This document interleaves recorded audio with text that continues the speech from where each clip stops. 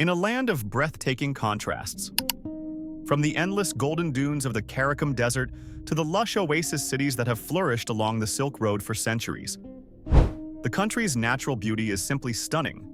But it's not just the landscapes that captivate. The culture here is rich and proud, rooted in centuries-old traditions. The nation's carpets, famously intricate and colorful, have a cultural significance dating back generations. And the people? Known for their hospitality, they welcome visitors with open hearts and share stories of their ancient history. Then there's Ashgabat, the capital, known for its futuristic white marble buildings and Guinness World Records for architectural feats. It's a country where ancient and modern meet in ways you'll find nowhere else. But beneath this beauty and rich heritage lies a different story. A country tightly controlled by one of the world's most repressive regimes. Turkmenistan's people live under a government that restricts their freedoms, controls their voices, and shapes daily life in ways few of us could imagine. In 2018, the Turkmenistan government reportedly intensified its border restrictions, making it nearly impossible for certain citizens to leave, especially young, educated people and those suspected of seeking work abroad. These restrictions included exit visa denials, blacklisting, passport control, and family detainment. Ultimately, no one was allowed to leave, turning the nation, which is twice the size of the UK, into a massive prison. This wasn't the first unusual policy from Turkmenistan's leaders.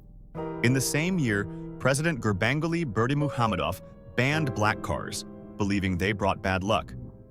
Soon after, residents found their cars towed, only able to retrieve them if they could afford a fresh coat of white paint, his favorite color.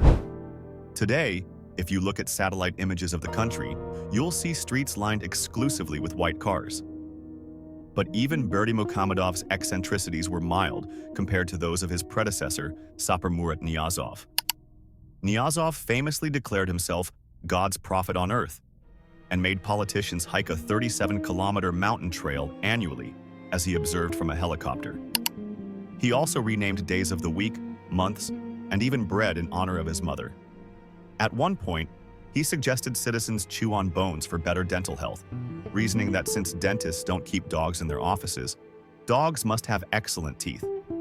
For decades, the capital city has been reshaped into the dictator's vision, with entire neighborhoods demolished to make way for towering marble skyscrapers and gold-plated monuments. Turkmenistan even holds a Guinness World Record for the most marble used in a single city. Ironically, this lavish transformation exists in a country facing severe water shortages. Beneath this gleaming surface, life is far from glamorous. Turkmenistan has long been criticized for its forced labor in the cotton industry, where teachers, doctors, public employees, and even children are often compelled to pick cotton without pay under government mandate. Reports indicate that local authorities pressure schools, hospitals, and other institutions to send a portion of their workforce to the fields or face consequences, such as losing their jobs or being publicly reprimanded. International human rights organizations have documented how employees of companies and state agencies, under the threat of punishment, are forced to participate in the harvest. With unemployment at 70%, people have little choice but to comply. Since gaining independence from the Soviet Union, Turkmenistan has reintroduced a form of Stalinist rule. Secret police routinely employ torture, drug opponents, and publicly humiliate them on live television, forcing confessions before they vanish without a trace. Even the mildest criticism of the government can result in lengthy prison terms or exile. As one of the world's most repressive regimes, Turkmenistan ranks even lower in freedom than North Korea and Afghanistan. When Berdimuhamedov transferred power to his son, Serdar Berdimuhamedov, in 2022, the first hereditary succession in Central Asia since the time of the Khans, any hope for change faded. Many citizens are desperate to escape, but with borders tightly shut, the dream of a better life remains out of reach. Turkmenistan's path to becoming a unique authoritarian state began with a fierce resistance against Russian imperial forces at Gayoktepe in 1879, when Russian troops suffered a rare defeat. Determined, Russia launched a successful second attack in 1881, claiming the region but developing it minimally. The Soviets later incorporated Turkmenistan into the USSR enforcing collectivization and imposing cultural changes, which brought some stability but kept it isolated and underdeveloped. Despite natural gas wealth and a growing cotton industry fueled by forced labor, Turkmenistan remained impoverished. By the 1980s, corruption and low standards of living marked life under Soviet rule.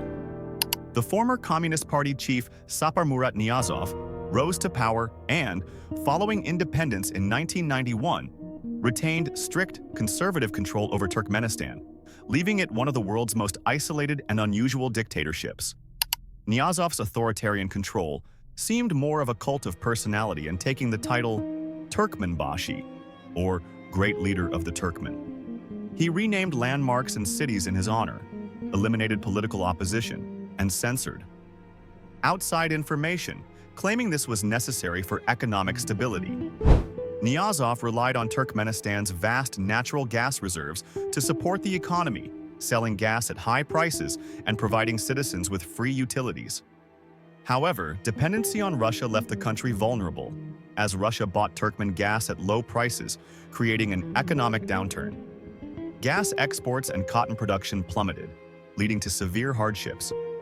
In response, Niyazov sought alternative export routes, establishing connections with Iran and exploring ambitious pipeline projects to Pakistan, India, and Europe, though many faced financial and political challenges.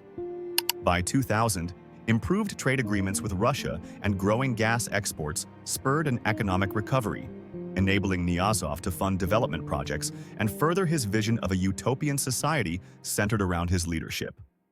In 1999, Turkmenistan's parliament appointed Saparmurat Niyazov as president for life, allowing him to rule unchallenged. He banned cultural activities like ballet and opera, closed foreign language schools, and imposed strict rules requiring state employees to prove Turkmen heritage. After a health scare, he banned public smoking and mandated a 37-kilometer walk of health for citizens. In 2001, Niyazov introduced the Runama, a pseudo-religious text that promoted his image as a godlike figure. The book became compulsory in schools, and even prisoners had to swear oaths on it. His cult of personality extended to his image in public spaces and the transformation of Ashgabat with extravagant marble monuments, fountains, and a 250-foot golden statue of himself. These vanity projects came at a high cost for ordinary citizens, with whole neighborhoods demolished and rural areas neglected. Poverty, forced labor, and limited services plagued the country, but fear and propaganda maintained control. An assassination attempt in 2002 led to a harsh crackdown on opposition, including roadblocks and travel restrictions. Niyazov's death in 2006 left a legacy of extreme repression, severe poverty, failing healthcare, and a vast wealth gap, marking his rule as one of grand illusions and widespread suffering. As Turkmenistan navigates the complexities of leadership under Serdar Berdimuhamedov, the nation stands at a crossroads. While the government seeks to project a facade of stability and growth through economic initiatives and regional cooperation, the persistent issues of human rights abuses and political repression cast a long shadow over its progress. The legacy of authoritarian rule remains deeply entrenched, raising questions about the future of governance, freedom, and the well-being of the Turkmen people.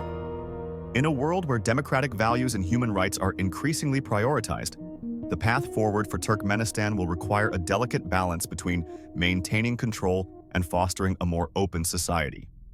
Only time will tell whether Serdar Berdimuhamedov will embrace this challenge or continue the legacy of his father. Thanks for watching. Until next time, remain curious.